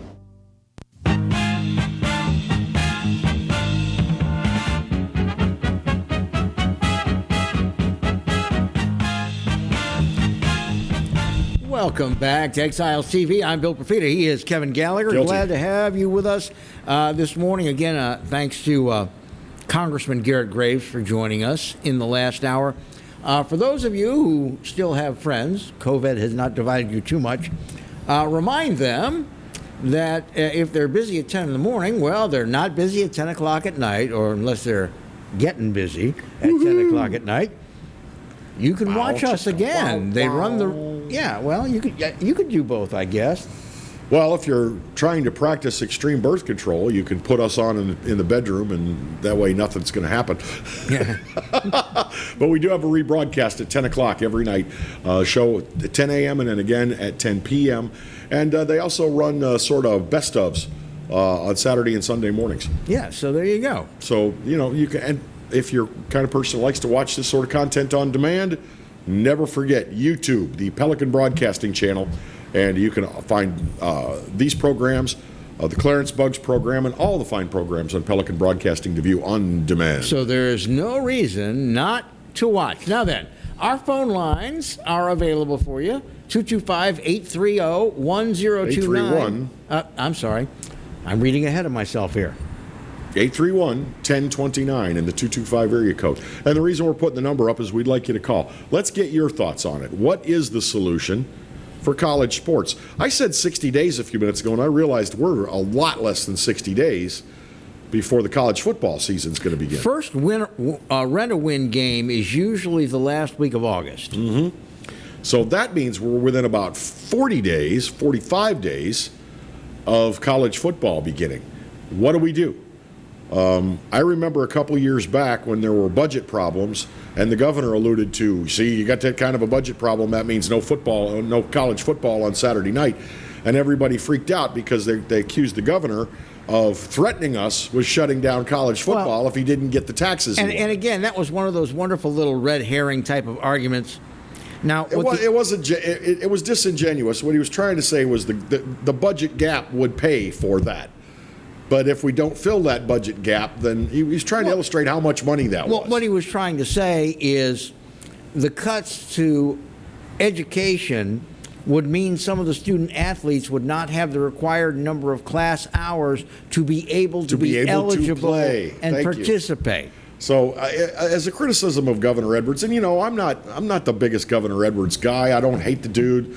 It was some good lawyering, though. But he is a good speaker. He chooses his words carefully, and I think that to attack him as he threatened us if he didn't get his taxes, he'd kill LSU football. He did nothing of the sort. He was merely trying to tell you what could be at stake. Well, it's like Senator Cleo Fields he wants all high school athletic programs disbanded for this year. But you know what? He said that after they were sine die. He never said that and never wrote a bill in the legislature. Brilliant politicking for perfectly safe to make that kind of an state senator Cleo Fields now. But he issues this letter saying, we need to hold off on the football, maybe move it back to the spring or something. And it's like, well, yeah, great. That's good politicking because you're now beyond any kind of legislative action to make that happen. Exactly. But what do you think we could do? What do you think is a realistic way to have college football in the stadiums when we're still practicing social gathering? We're still in some municipalities mandating that people wear a mask in public. How do you think we work it out? Or do we just say, to hell with it, and open the gates and let everybody in and enjoy some football? And would you go? Would you go to a crowded football stadium? If they say, we're going to play and we're going to have spectators, would you go? Or would you say, no, I'm going to be a little more circumspect, a little more cautious. I'm going to pass this season. I'm not going to go. Yeah, see, I know people that have modified. By the way, that number's right on your screen. Marty is standing by to take your call. 225-831-1029. I know people that don't miss movie theaters because, as they put it, I wouldn't be going anyway. So they're just not going to be inside a movie theater where they're cooped up. But it's like, think about it. In a movie theater, you're not exactly cooped up with people. Let's say even worst case scenario, it's a full house. Mm-hmm. You're sitting arm to arm with the person, not face to face. You're not breathing on them. Unless, you're going to be a jerk, and if you have to cough, you turn and cough in the direction of the guy next to you. Most people aren't going to do that. I didn't see the real problem with being in a crowded movie theater, but yet the movie theaters, that had to go. Well, here's the whole thing. Even if they have a football season with no spectators in the stands, that's not going to happen. You're still going to have players. I don't know how many, and I don't know which team. I don't know if it'll be every team that are going to come down with COVID once the season starts. Right. Because you cannot isolate the referees. Right. From their families and their social interactions. You cannot isolate all the people who service the field and the players on the side of the field. So if there is widespread community spread, they are still going to be in very close quarters as players to all these other people, and there's still going to be a lot of bodily fluid flying around, and it's going to happen. Now, I am not weighing in on whether or not they should cancel all these seasons. I still think it's too early to say that. It's perhaps a little too early, Bill, but again, as I said, 45, 50 days? How much time do we have to pull that trigger to make that decision? Well, if they go if they cancel their rent-a-win games, which they're tune-up games, as we like to call them. Yeah, They're tune-up games. Then we got an extra 3 weeks. Okay. What do you think? Phone number's on the screen. Use it. We'll talk right after the break. Another one coming right at you. This is Exiles TV, and we will be right back.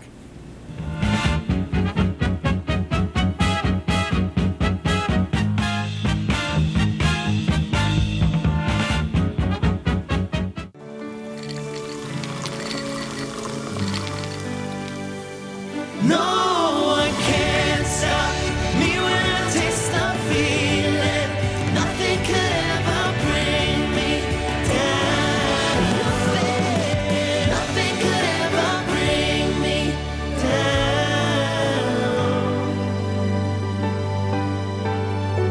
Taste the feeling. State Treasurer John Schroeder, encouraging you to visit latreasury.com to search for your unclaimed property money. During this pandemic, we've returned money to businesses, local governments, and people across Louisiana.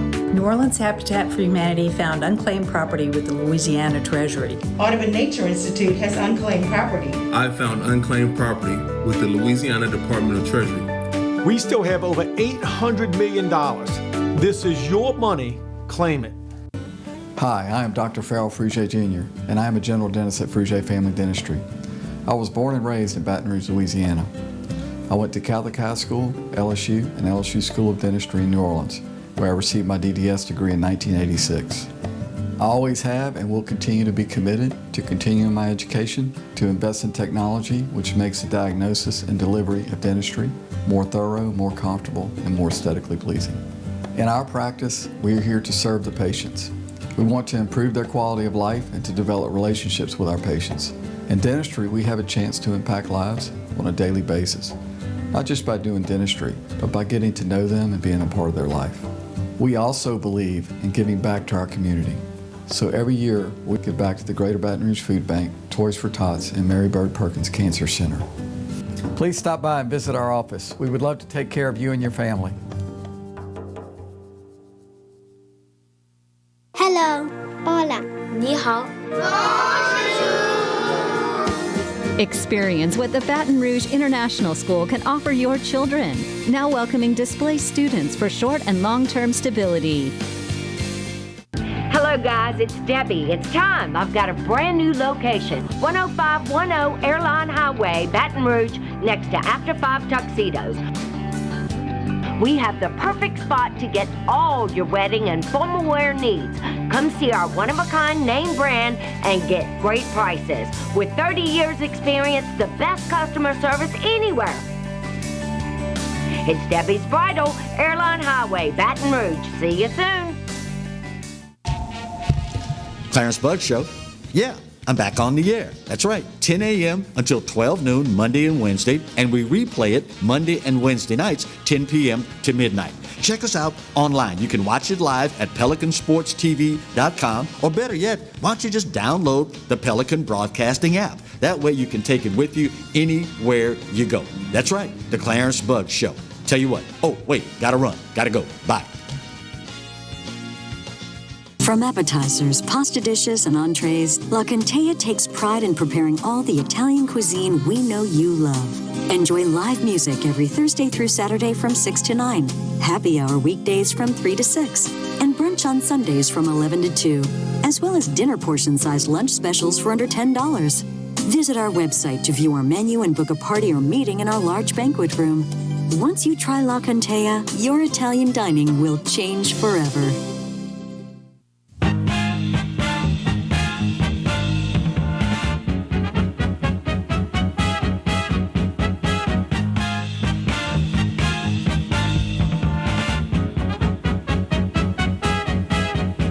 Welcome back, Exiles TV. Glad to have you with us on this Thursday morning.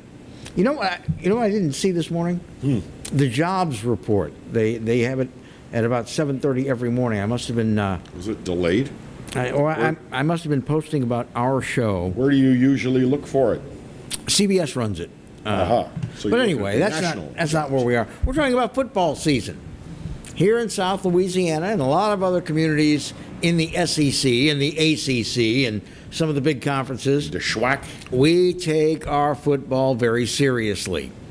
And everybody's been tap dancing around as to whether or not, if you're a ticket holder, you're going to be able to get into a stadium. I think at this point, and I could be dead wrong and being very unfair to the people at LSU, but I think right now at this point, the LSU Board of Supervisors and the powers that be with TAF, they don't have a clue what they're going to do about football season. They're, like you said, waiting to see. Well, and I think that's wise right at this moment. But they're going to have to start formulating at least, if I were them, I would have a couple different scenarios and then decide which is the best one and pull the trigger on which you think at the time is the best one. But you know what? They've learned something. Or it appears that they've learned something. Because at the very beginning of all of this, we got all kinds of different scenarios, all of which may have been true at one time or another, and things evolved around it, and all that ended up was people with hurt feelings, pointing fingers, screaming accusations, you're lying to me, you're hosing me. So I think they've learned we're just going to stay really, really quiet until we know for sure what we are going to be able to do, which I think is wise. Now, if I were paying TAF $25,000 a year for the privilege of buying my, down in the bowl on the 8th row tickets, for $400 a seat, I'd like a little guidance right now. Sure. I know people that are season ticket holders, and they're very apprehensive right now. They want to know something. And I don't think they're going to get their answer anytime soon. I think that they'll probably know, maybe a week, 10 days before the first game of the season? Mm-hmm. That's what I think the decision's going to come down. But what do you think is the wisest decision to make where COVID-19 is being spoken about? Southern, already 2 of their opponents have canceled their seasons. But Southern, and I don't know why. Now, were those SWAC games or were those tune-ups? One was a SWAC game. But here's something I've never understood. Southern has a wonderful stadium. Mumford is a terrific stadium. Yeah. They never fill it for their home games. Now, when they travel, the Jaguar Nation goes in droves. But Southern could probably have a normal season right now because they could social distance in that big stadium with the crowd they normally get. It would be okay. LSU, no way you can do social distancing. No way. No, you'd have to be telling Tiger Stadium. You'd have to be telling some people. I don't know. And who gets the preference? We asked this of Glenn Gilbo. You'd have to be telling some people, we're sorry you can't come to the game. We're sorry we're not going to sell you a ticket to the game. So does that mean season ticket holders get preferential? I mean, they get in first because they prepaid. Then what about the student section? Do we say, sorry, kids? Well, student section used to be open seating. You have to have a ticket now for student section. Yes. So the way they could do this is they could have a lottery, a random drawing. Only so many tickets per game per sale. Well, you do it by section. You sit there and say, all right, there are in section, 4C, there are 280 seats that all sell for this amount of money. We are only going to be able to use 120 of those seats. And so we will draw 120 seat numbers. And those people get their tickets. Everybody else maybe in the next lottery. You see what I mean? You divide it up to where everybody gets a little something. But that's still not going to make everybody happy. Well, people will walk through hell with gasoline in their underwear to go and see an LSU game. Yes, they will. And I think it's probably like that for USL. I know it's like that for Grambling. Is there anyone watching who thinks that LSU should just call it off for 2020? Senator Cleo Fields, his letter recommended postponing it until springtime. Is that realistic? Well, then you're going to run up against your baseball season, which... And you're going to run into an NCAA... First of all, it's an NCAA school. Do they want to? He's talking about high school, though. He's not. Was he talking about high school? Yeah, He's talking about all sports. No, he's talking about high school. Well, even with high school, you're going to have your state championships that are going to be running, as you said, overlapping other events. You can't delay it. Well, LHSAA, by the way, said they're committed to having their fall sports season run as scheduled. They announced that yesterday. Is it okay as far as high school athletics? I see it as maybe being potentially easier to control crowd size. Yeah. At high school events. Social distancing. I don't think it's fair to ask people to stand out because most all high school stadiums are outdoors. Mm-hmm. It's not fair to ask people to wear a mask in an outdoor venue. Social distance them. Yeah, if you a high have school 6 feet football apart, game is 2.5 to 3 hours as well. Who's going to wear a mask that amount of time? I could barely stand to have one on for 10 minutes while I'm in the supermarket. I think we need to ask some very realistic questions about this. Well, those who make the decisions are probably sitting there right now, and they're saying, no matter what we do, there are going to be some very unhappy people. But you also have to deal with the financial implications of this.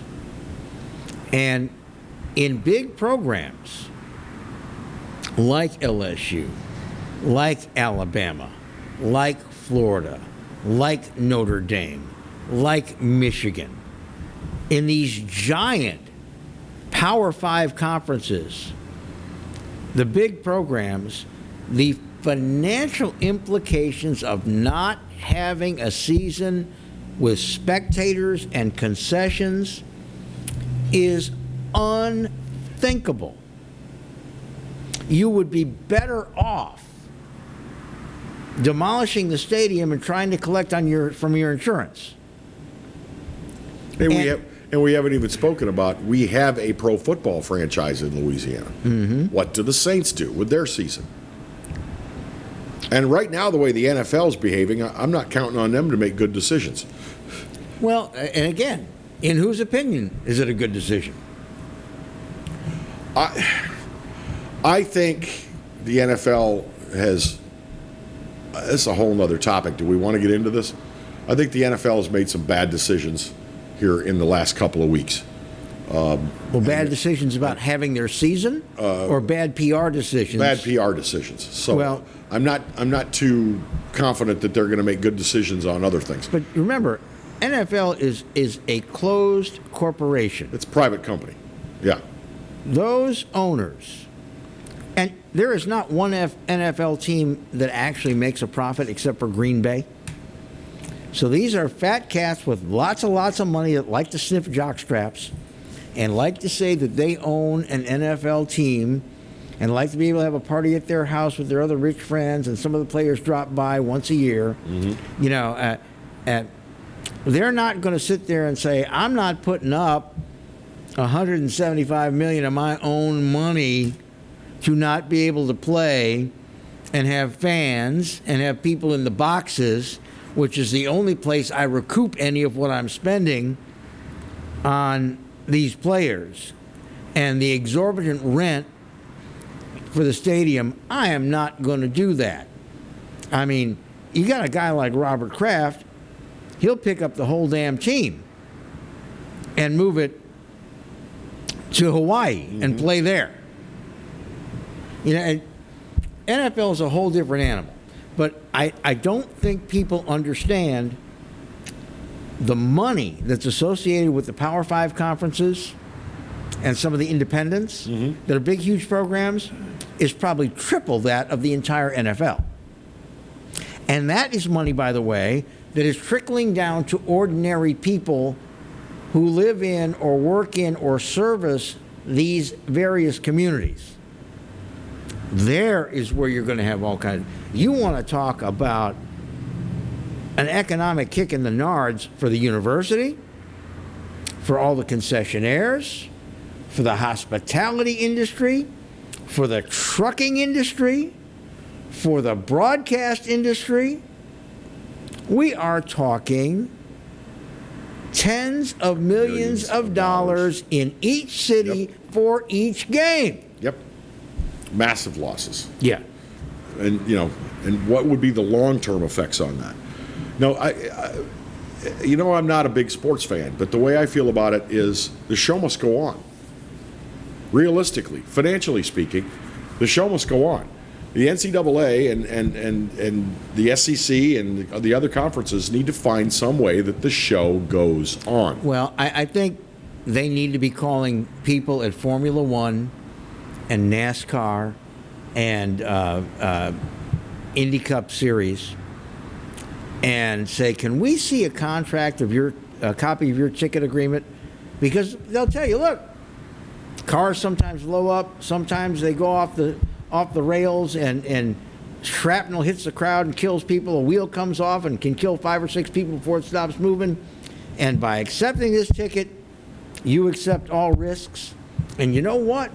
They fill their stadiums. Mm-hmm. And I think we're just going to have to all do a personal gut check and say, I paid for these tickets. I want to watch the game. I'm going to try to be careful, but I've accepted any responsibility by coming to this stadium. Thank you. That's what I was just thinking as you were getting started. It needs to be the game goes on, come at your own risk.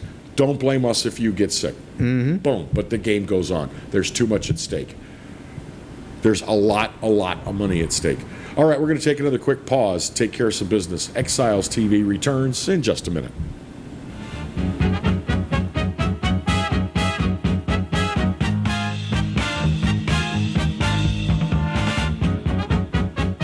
Bellelo's Furniture and Appliances, your dependable independent. Depend on us for service, for selection, for price. Get huge Whirlpool savings. Shop now and save on Whirlpool appliances throughout the store. Plus, experience our price match guarantee and ask about special financing. You can depend on the know-how of people who live appliances every day. Bellelo's Furniture and Appliances, your dependable independent with nationwide buying power.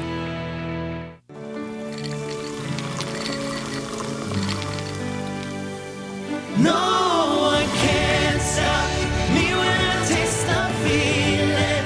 Nothing could ever bring me down. Nothing could ever bring me down.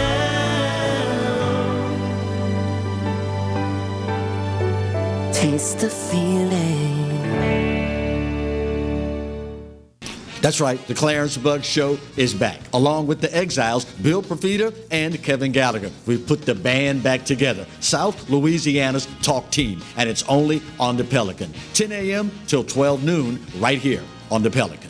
Hi, I'm Bobby Yarborough with Manda Fine Meats. Here at Manda, we know what the folks of South Louisiana love. They love great flavored smoked sausage, delicious deli meats, and specialty items like boudin and andouille sausage. Manda Fine Meats has been providing these products since 1947. We produce them right here in Baton Rouge, so you know you're always getting the freshest product at your local grocery store. Manda Fine Meats. Taste the fresh local flavor in everything we make. Make it Manda every time. Sometimes life is wonderful, and sometimes it's not. Cherish the good, but always be prepared for life's challenges. At Private Healthcare, we provide the peace of mind you deserve. With Private Healthcare, you'll get the coverage you want and healthcare you need. If your employer doesn't supply healthcare coverage and you don't qualify for Medicare or Medicaid, you need to give us a call right now. Private healthcare is private health insurance for ages 65 and under with medical, dental, vision, and even prescription coverage. When life comes at you unexpectedly, you need to be ready, and health insurance is your financial safety net. Health insurance has never been so easy and affordable. If you're looking for health coverage at the best price and your annual household income is $35,000 or more, call the number on the screen now and speak with a live healthcare consultant. Don't wait. Get the coverage you need now. Hello guys, it's Debbie. It's time. I've got a brand new location. 10510 Airline Highway, Baton Rouge, next to After 5 Tuxedos. We have the perfect spot to get all your wedding and formal wear needs. Come see our one-of-a-kind name brand and get great prices. With 30 years experience, the best customer service anywhere. It's Debbie's Bridal, Airline Highway, Baton Rouge. See you soon.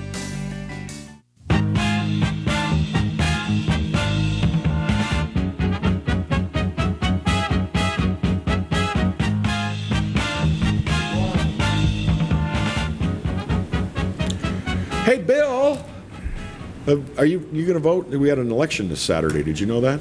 I heard rumors. Our Louisiana presidential preference primaries, and I say two because one is the Democrat primary and one is the Republican primary, and you can't vote outside of your party. I mean, it's not like a jungle primary like we have in Louisiana. You've got to vote along with your party. That's this Saturday. Mm-hmm. I didn't know, but early voting had been going on. We just solved a mystery during the break. I went into early vote a few days ago, and all there was for me was voting on a sheriff's tax millage renewal. Yeah. Do you know why? Because I'm an independent voter. You're not registered with any party. So I don't get to vote a presidential preference. I don't get to vote in the primary because I'm not. I didn't side with either gang. Well, elsewhere in our viewing area, there are some, council races and things like that, as well as some millage renewals. So some people have more things on their ballot. The big question, and every media outlet has been doing this as a news story, is, do you feel it's safe to go to the polls? Oh, I can only tell you about early voting, but I got to tell you, I early vote right down the street from where we're producing this television program at a fire station just off Coursey Boulevard and South Park. And I went in there and I could not believe the precautions they took to assure that the men and women working that polling station are protected from me and my sickness, as well as me protected from them.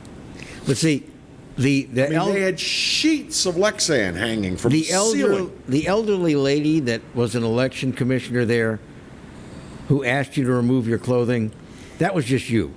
That's the effect you have on them. They don't do that. They don't do that to everybody? No, they don't do that to everybody. I thought that was SOP. I thought that I had to show them any scars or anything. It's got nothing to do with it. No, when that nice lady said she wanted to see your circumcision scar, it wasn't part of the procedure. Joking aside, the early voting place that I went to had, like I said, sheets of Lexan hanging from the ceiling, with about this much room underneath for one to reach under, and you could hand them your proof of ID. They can hand you the thing to sign, then you move on. And that's been the way that this thing has been done here locally. I think that they're taking proper precautions, and I don't think there's any precedent to call for mail-in voting. I know that this time around we do have a special dispensation made, and more people are able to absentee vote by mail this time around, thanks to the Secretary of State. But I think they've done everything they can do. I love the man on the street interviews. Do you feel safe going to vote? Well, and they get these people and they say,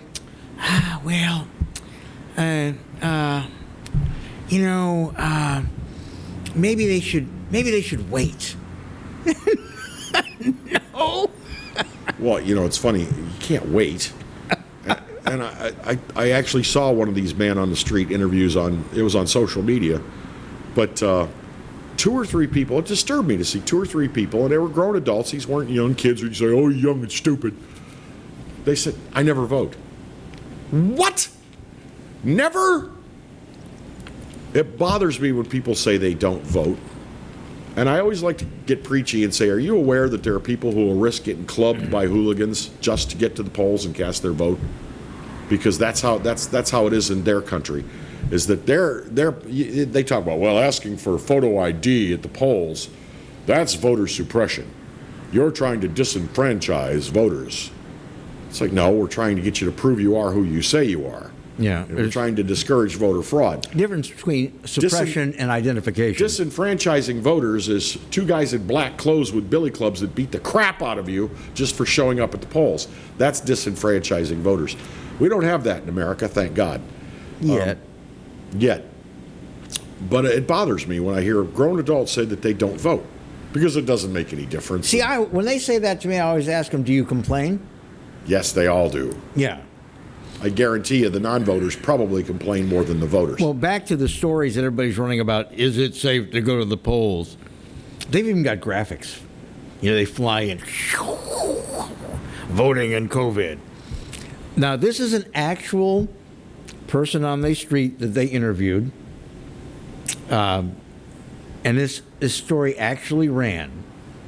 And I'm going to read this quote exactly the way the woman said. Okay. I'm not going to embarrass her by saying her name because... Is she a local woman? Yes. Well, then... This is in downtown Baton Rouge. I'm not going to embarrass Charlotte Walker by saying her name.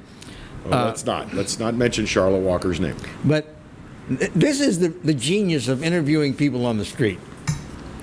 Quote, I think it's better if they do it like if they had something online where there are less people. I know voting is a must, but not as soon as they are wanting to. Election day's election day, honey. What do you do with that? What the hell do you do with that? It's better if I hit myself in the head. It's less painful. What the hell do you do with that kind of... But catch this whole sentence. She put a lot of thought in this. Oh, she goes on? No, but that's... I think it's better if they do it like if they had something online where there are less people. I think it's better if they do it like if they had something online where there are less people. I know voting is a must, but not as soon as they are wanting to. There is not a single phrase in this that is cohesive. And the reporter doesn't say, this person's stupid. Maybe I'll go find somebody who's smart. They put it on the air. Well, may I ask the news source on that story? I'll let you guess first. Louisiana's news channel. That's right, with broken news. Well, we love them. First of all... No, wait, there's one more. Okay, I'm going to give you some opinion on Man on the Street in just a minute. Okay. And I don't want to embarrass Raymond Scott by saying his name on the air. When asked the same question, as long as you've got your protection on, and watch yourself, everything is going to be good. So you shouldn't have to be afraid to go to the polls. Well, I kind of agree with that. Now that's a little better. That's a little better. Okay. But the question is, are you afraid to go to the polls? You say yes, you say no. Simply, yeah. Here's the problem with Man on the Street. Man on the Street is a terrible thing to send a reporter to do. If you're a reporter and your editor, your news director sends you to do a Man on the Street, you might as well come back with, are you mad at me? Because Man on the Street sucks. Because first of all, the man on the street doesn't know diddly. And 8 out of 10 of them, they see a microphone, if they see a camera, whoa, they don't want anything to do with you. I used to have to do it for radio. And all I'd have that gave me away as a member of the media was a microphone with what we call a mic flag on it, okay? They'd see that microphone and they would run as if I was pointing a shotgun at them. And you would think that more people would want to go on the record with their opinion. But no, the majority of us do not want to be stopped. We do not want to be asked our opinion. Most of us don't know what our damned opinion is. A Man on the Street is the worst thing, and it is absolutely no way to gauge how the public really feels about something, because the 2 or 3 morons you're going to get that will actually talk to you are usually just that. Well, here's the bigger problem. You have reporters that will just toss a mic at the first person they see and say, I'm done. They don't want to put in the work to actually get somebody who makes sense. And I remember during one of the crises that we had in the last 5 or 6 years, sending somebody out, and I looked at them and said, don't bring me back stupid. And they say, well, what do you mean? I said, don't bring me back people who are rambling all over the place, not making any sense, and sound stupid. I am not going to put stupid on the air. Well, what if all the people that I ask the question sound stupid? Then ask another one. Then ask another person. Keep going until you get somebody that's not stupid. The news director should be prepared for, boss, I went out and I did my best, but I got nothing but stupid. I got nothing but abject stupid from the men, men and women on the street. I don't think we got anything we can use here. I've come back and told, Jeff Palermo was my news director over at Louisiana Radio Network, and I've come back from Man on the Street. What'd you get? Nothing. Nothing worth putting on the radio. Well, but again, it's like we're going to send this reporter out, and now a lot of the reporters are working solo. They have to set up the camera, focus it, and then walk around. One-man band. It's hot. A lot of them are dressed inappropriately. They're, too much clothing on for the heat. But they are also never told by their news directors that they are the guardians of what goes out on that air, and that they should try to get someone that at least sounds like they've thought about the issue you're asking them about. By the way, may I suggest a new paradigm quickly before we go to break? If you want Man on the Street, you want the average Joe's opinion, ask them to record something on this and email it to you. You'll probably get more thoughtful responses and more of them than if you send some poor reporter out to sweat his ass off on the street.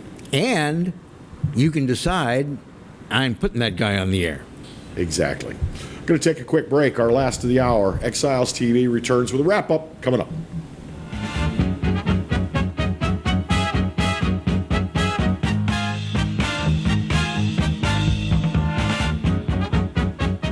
Hi gang, Clarence Bugs here. Cox Cable is upgrading the signal from the Pelican, but to catch us, you're going to have to tune in now to a new number. Acadiana, New Orleans, Baton Rouge, Gramercy, Lutcher. Check your guide for details. Hi, I am Dr. Farrell Frugier Jr., and I am a general dentist at Frugier Family Dentistry. I was born and raised in Baton Rouge, Louisiana. I went to Catholic High School, LSU, and LSU School of Dentistry in New Orleans, where I received my DDS degree in 1986. I always have and will continue to be committed to continuing my education, to invest in technology which makes the diagnosis and delivery of dentistry more thorough, more comfortable, and more aesthetically pleasing. In our practice, we are here to serve the patients.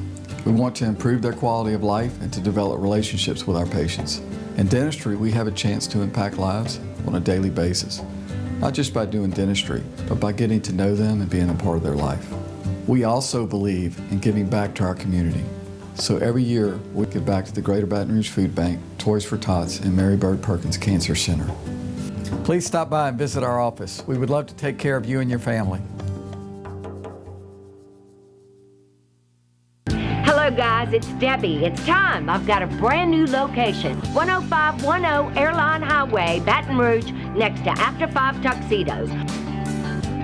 We have the perfect spot to get all your wedding and formal wear needs. Come see our one-of-a-kind name brand and get great prices. With 30 years experience, the best customer service anywhere. It's Debbie's Bridal, Airline Highway, Baton Rouge. See you soon. Clarence Bug Show.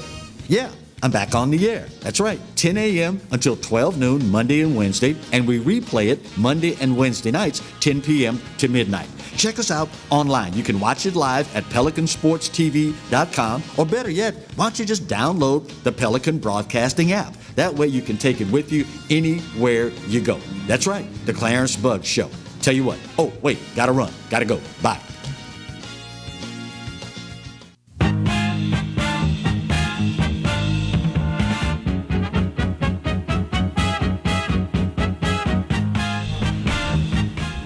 Exiles TV returns with just a few more minutes left in the program. Say, Bill. Yes? We've only got 4 minutes left in the show. Anything on your mind you'd like to get off your chest? Or I will tell you, on a personal level, I am tired of worrying. About? Everything. Well, I'm tired of worrying about the economy. I'm tired of worrying about COVID. I'm tired of worrying about the dangerous heat index. And someone said to me that what you and Kevin do, you get to live in the moment. Well, they're wrong. We really don't. We have to recap what happened in other moments and then find a way to bring it to you here and then go through it with some of the participants. Yeah. But I took something from that. I think I'm going to try to live in the moment a little bit more. My worrying is not helping anything. Why, you know who you sound like right now? Your mom? No, my wife. Ah. Marianne. She got better legs. She said, yeah, she's got a pair of stems on her. But no, Marianne was just telling me, she says, you know, in my opinion, you spend an unhealthy amount of time on social media, and it doesn't contribute to you being in a good mood. Well, I can tell you getting madder and madder as I get through your posts. Yeah, it does not contribute to you being in a good mood or in a good social state. Because here's what I have, and Bill does too, but I think Bill copes with it better. I have a real short fuse for stupid. Oh yeah, me too. And right now, what's going on across the United States is stupid run rampant. People that are supposedly leaders of movements get on TV and say some of the stupidest crap I have ever heard in my life. They make stupid demands. There are literally people in America that want to rewrite our history. Well, they're trying to be inflammatory too. You can't change history. Sure, you can erase it. You can erase it from society, so people have to go and seek it out in history books. But you can't change history. Well, and I'm really, Bill, I'm really, really weary of all the stupid out there. There is a lot of it, more than enough to go around. But you know, the inflammatory and patently untrue things that a lot of people are saying. And again, the adversarial nature with which most average people walk into any kind of an encounter with another person cannot be healthy. Simply can. We had a guy on our podcast yesterday who had insisted that a candidate for mayor, Jordan Piazza, was quoted as saying he was going to get into the St. George fight. Yeah, he's a good guy. He's a fan, so I don't want to badmouth him. And Jordan said, no, I don't think that's right. And the guy immediately found it, posted it, you know, and you could tell he was getting all amped up for a fight at the beginning of the encounter. Now, there was no apparent good reason to be getting all amped up for a fight at the beginning of the encounter unless you just really want to have a fight. Well, and that's what I'm seeing more often. Yep. We were talking about, we were talking with a candidate for mayor, Jordan Piazza, on our podcast, and the subject was St. George. And I guess with St. George, you're either for it or you're against it. And this guy wanted to challenge him on being against it. But again, like you said, good guy. He's a fan of the show. I don't want to badmouth him. He's an earnest fellow. But yeah, he was spoiling for a fight because we're all spoiling for a fight now. That's the problem. So I'm going to live in the moment, and I am going to just kind of step away. I think I'm going to start drinking more. Well, that's part of living in the moment. It's one of my favorite scotches. It's called In the Moment. Enjoy some fine wine. But, you know, try to go out and enjoy the fact that we still do live in the greatest nation on earth, that we are surrounded in Louisiana by God's natural beauty. And most of the folks you see, even if they don't believe everything that you believe, they're still pretty damn good people. Yeah, we all are basically good. And let's just try to get through that. Until we see you again, have a great weekend. And God bless you. Take care. Bye-bye.